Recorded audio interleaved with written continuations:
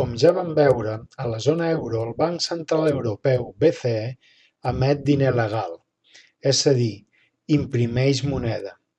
Aquest diner el deixa als bancs per a que aquests puguin deixar-lo als seus clients, empreses i persones. Podríem dir que els bancs lloguen el diner a canvi de cobrar una quantitat que és el tipus d'interès. Així doncs, els bitllets i monedes en mans de les persones, més els dipòsits que aquestes persones tenen als bancs, formen l'oferta monetària.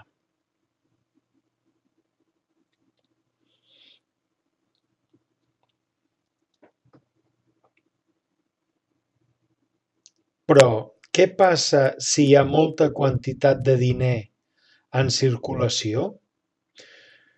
Tothom té diners per comprar-ho tot. Seguint les lleis de l'oferta i la demanda, els preus pugen i, per tant, els dispara la inflació. Al contrari, si hi ha poca quantitat de diner en circulació, l'economia es pot estancar, amb totes les conseqüències negatives que això comporta. Baixa el consum, incrementa l'atur, etc. Així doncs, com es controla l'oferta monetària? I el tipus d'interès que se'n paga? Pensem una mica. Doncs sí, a través d'una política macroeconòmica. Però, quina és aquesta política?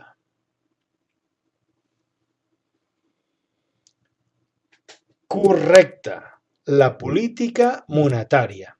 La política monetària és el conjunt de mesures adoptades per l'autoritat monetària, el Banc Central de cada país o el BCE, en el cas dels països de la zona euro, per assolir els objectius fixats.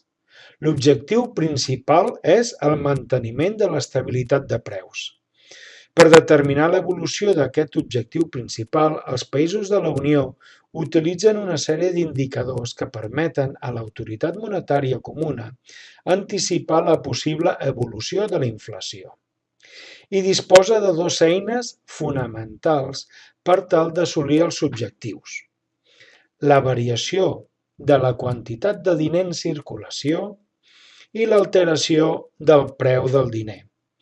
En tots els països hi ha una entitat o banc central que emet el diner, en controla la quantitat en circulació i supervisa el funcionament dels bancs privats o comercials.